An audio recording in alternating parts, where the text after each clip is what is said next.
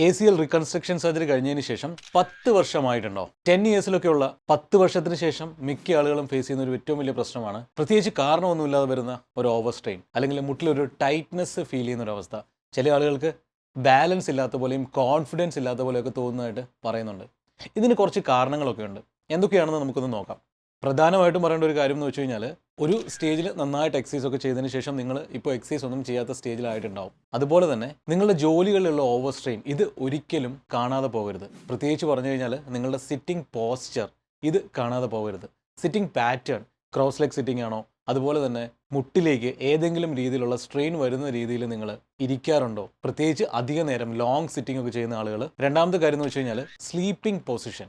ഏത് പൊസിഷനിലാണ് നിങ്ങൾ കണ്ടിന്യൂസ് ആയിട്ട് സ്ലീപ്പ് ചെയ്തുകൊണ്ടിരിക്കുന്നത്? ഒരു പക്ഷേ എന്തെങ്കിലും ഈ സ്ലീപ്പ് പൊസിഷൻസിലുള്ള പ്രശ്നം കാരണം മുട്ടിലേക്ക് ഓവറായിട്ട് ലോഡ് വരുന്നുണ്ടോ? കഴിഞ്ഞ ദിവസം അങ്ങനെ ഒരു സിനാരിയോ ഉണ്ടാകുകയുണ്ടായി. ഒരു ഹൈപ്പർ എക്സ്റ്റൻഷൻ കാരണം മുട്ടിലേക്ക് പെയിൻ വരികയും അത് ഡയഗ്നോസ് ചെയ്യാനായിട്ട് കുറേയധികം ടൈം എടുത്തു. കാരണം ആ പേഷ്യൻറ്റുമായിട്ട് സംസാരിച്ച സമയത്ത് എപ്പോഴും അറിയാതെ പറഞ്ഞതാണ് ബെഡിലുള്ള ആ ഒരു ചേഞ്ചസിനെ പറ്റിയിട്ട്. ആ ബെഡിൽ എന്തോ ഒരു ഷേപ്പ് ഡിഫറൻസസ് ഉണ്ടായിരുന്നു എന്നും അത് കാരണം ബുദ്ധിമുട്ടുകൾ ഉണ്ടായിരുന്നു എന്നും കുറേ നാളുകളായിട്ട് ഈ ബുദ്ധിമുട്ടുകൾ അനുഭവിക്കുന്നുണ്ട് എന്നുള്ളതും സാധാരണ ഒരു കോൺവെർസേഷൻ ഇടയ്ക്ക് പറഞ്ഞാണ്. അപ്പോഴാണ് ഈ പെയിൻ വരാനുള്ള റീസൺ മനസ്സിലായത്. അപ്പോൾ ഇങ്ങനെ പല ഫാക്ടേഴ്സ് കാരണവും 10 വർഷത്തിന് ശേഷം മുട്ടിൽ പ്രശ്നങ്ങൾ വരാം.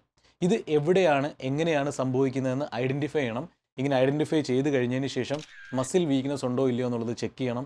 മസിൽ വീക്ക്നെസ് എന്ന് വെച്ച് കഴിഞ്ഞാൽ സാധാരണ ഒരു ടെസ്റ്റിൽ നമ്മൾ ചെയ്യുമ്പോഴൊന്നും നമുക്ക് മനസ്സിലാവില്ല. സാധാരണ ഔട്ട് ഓഫ് 5 നമ്മൾ മസിൽസിനെ ഗ്രേഡ് ചെയ്യുക. ഇവിടെ നമ്മൾ മാനുവലി ചെക്ക് ചെയ്യുന്ന സമയത്ത് മസിൽസൊക്കെ ഗ്രൂപ്പ് മസിൽ സ്ട്രെങ്ത് ആയതുകൊണ്ട് തന്നെ അല്ലെങ്കിൽ ഗ്രൂപ്പ് മസിൽ ആക്ഷൻ ആയതുകൊണ്ട് തന്നെ നമുക്കവിടെ പവർ ഉള്ളതായിട്ട് തോന്നും. പക്ഷേ ഇവിടെ ഇൻഡിവിജ്വൽ ആയിട്ടുള്ള മസിൽസിൽ എന്തെങ്കിലും ഫയറിംഗ് ഡിഫറൻസസ് വന്നിട്ടുണ്ടോ, പ്രോപ്പറായിട്ട് ഫയർ ചെയ്യുന്നുണ്ടോ, അതിലെന്തെങ്കിലും ഇംബാലൻസസ് ഉണ്ടോ എന്നൊക്കെ മനസ്സിലാക്കിയാലേ കറക്റ്റായിട്ടൊരു അഡ്വൈസസ് ലഭിക്കുകയുള്ളൂ, അല്ലെങ്കിൽ അങ്ങനെ ഒരു അഡ്വൈസ് തരാൻ സാധിക്കുകയുള്ളൂ. അപ്പോൾ നിങ്ങൾ ചെയ്യേണ്ട ഒരു കാര്യം എന്ന് വെച്ച് കഴിഞ്ഞാൽ പ്രോപ്പറായിട്ട് ഇങ്ങനത്തെ ബുദ്ധിമുട്ടുകളുണ്ടെങ്കിൽ ഈവൻ 10 വർഷം കഴിഞ്ഞും നിങ്ങൾക്ക് മുട്ടിൽ ബുദ്ധിമുട്ടുകളുണ്ടെങ്കിൽ ഞങ്ങളുടെ ടീമിനെ കോൺടാക്ട് ചെയ്യുക. കോൺടാക്ട് നമ്പർ കൊടുക്കുന്നുണ്ട്.